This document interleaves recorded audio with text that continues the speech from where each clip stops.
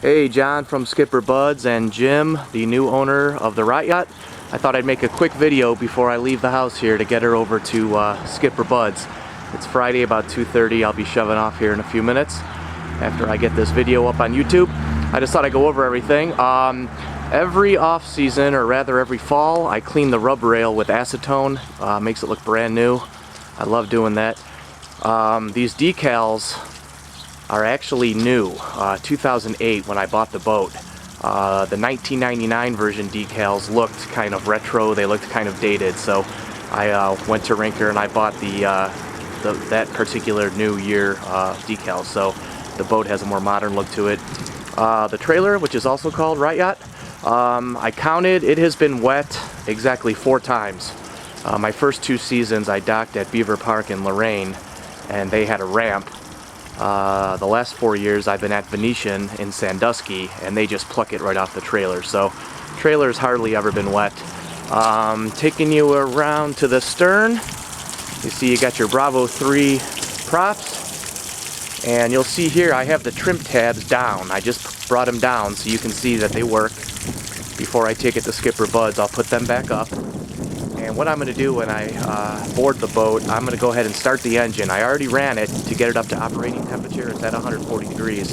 I want to make sure there was no leaks, make sure none of the freeze plugs had blown out since we had such a rough winter, but everything's running great. So once I get up there, I'll start it obviously, I'll let you see the bilge, let you see that it's dry, and hopefully without being too clumsy, I'm going to go ahead and put her in forward and then bring the camera to the back to show you the props moving, and then I'll put it in reverse and let you see the props moving in reverse. Going around here, I don't think there's anything else to show you. Actually there is. The antenna needs a little bit of shrink wrap on there. Obviously it's broken, and of course it happened on the very last time on the boat in the fall. My very last time out, we were getting ready to put it on the trailer. I brought it to the dock, and once you know it hit one of the posts and it bent. So get some shrink wrap or just some weight tape. Everything else pretty kosher on this side. I tried to clean it real quickly for you. I really hate selling a boat when it's dirty, but obviously it's been in storage for 6 months, and I want to get this to you while we have a break in freezing temperatures. One thing I just noticed when I brought the engine hatch up, it was a little sluggish, and I think why is because that seat cushion is kind of damp. As you know, I'm getting you a new canvas for this, for the cockpit and for the bow, and even though I had a plastic winter cover over the boat, I think some moisture got under that cushion, and it's real heavy. So once I took that cushion off, the hatch went straight up. So, alright, I'm going to board her, again, trying not to be too clumsy. And we'll go ahead and run the engine and let you see what it's all about, and I'll go over some things in here so you know. I've never used the galley, so I couldn't tell you if the sync works or not. I have never used the refrigerator. I've never used any shore power, so I can't tell you if that works or not. I'm guessing it does. I don't know why it wouldn't.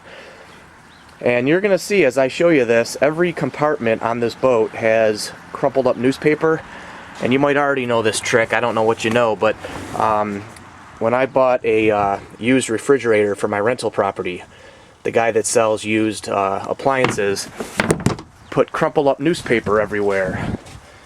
And what that does, that way you don't get mold on your boat. The paper absorbs all the moisture, and the mold goes after the paper, does not go after your boat.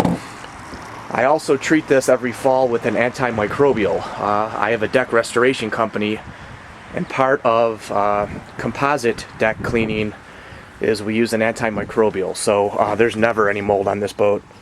Again, crumple up newspaper. I'm just going to leave it in there because I know this is going to be in storage for another month until I can get the new canvas for you on April 19th. So I'm leaving all the newspaper in here. There's your galley, or rather your dinette table. It folds down and that goes right there. That comes in handy for snacky poos. Going to the engine, Jim, I think I told you on the phone when I talked to you when I was down in Florida, I got a new fuel pump put on in 2012. It was about $1,100. Apparently it's one of the hardest repairs to get to on a boat like this. So that's done. That's out of your life forever. New fuel pump. 2 brand new batteries, also in 2012. and I kept them on a trickle charge, or rather a battery tender, all winter, so they've got a 100% charge right now. I did an oil change actually at the end of last season.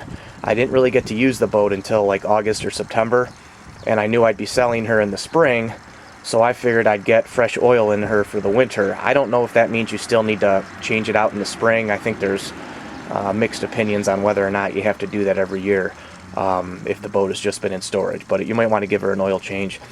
Spark plugs and plug wires I had replaced probably 4 years ago, maybe 5. It still runs real strong. Here you can, I think, hopefully you can see this, but the bilge is dry. There's no water in there. One of the repairs I'm doing for you along with the canvas, the compass is cracked, broken. So I bought you a new compass that's right down there.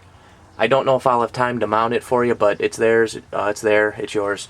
I left the bow cover on just because I'm getting ready to leave here. One of the speakers on the bow and one of the speakers here, I think it's this one, fades in and out. I think there's a loose wire. It doesn't crackle. It's not a blown speaker. I think it just has a loose wire somewhere. But this radio is, you know, pretty dated. It's original. It still has the cassette, but nice little perk. I hope I can swing around here. You've got a 5 CD changer, so you can pop 5 CDs in there. I never use the radio. I just use CDs. So, all right, I'm gonna go ahead and start this up. And like I said, I'll put her in forward and reverse.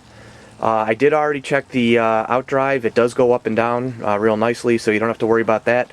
Like I said, just keep an eye on that engine hatch. Get that cushion off, let it dry out and lighten up a little bit. I just think it's so heavy.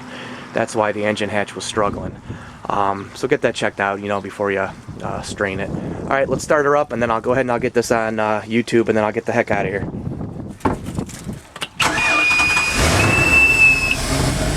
And it's about to get really loud, so I might not be able to talk, but you know what I'm going to do. You can see the engine temp.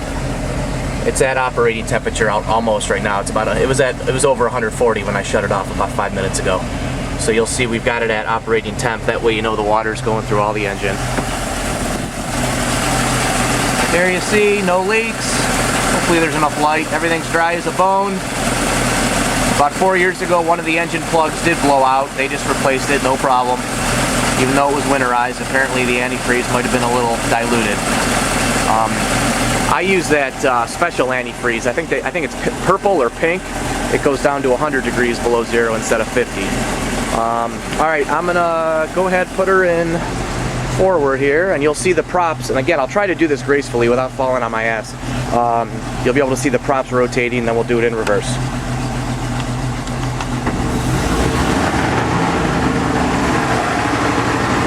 Slow her down a little bit. We don't need to give her 1500 RPM.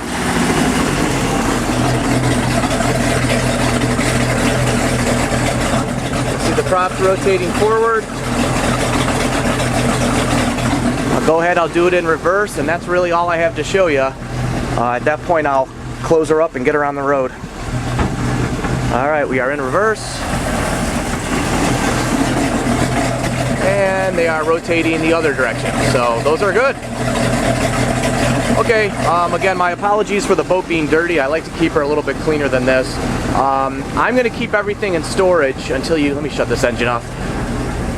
I'm going to keep everything in storage until after I get the canvas put on. I've got the bimini cover, the camper canvas, the porta potty, which goes right there, and the carpeting all in storage. It's dry, it's warm. I didn't want to put it on the boat, even though this is going to be in heated storage for the next few weeks. I figure, hey, that stuff is safe and sound. Let's keep it that way, and I'll get it to you when you come to pick her up. Okay, I think that's everything. Get her on YouTube, and then I'll see John in about an hour and a half. Take care.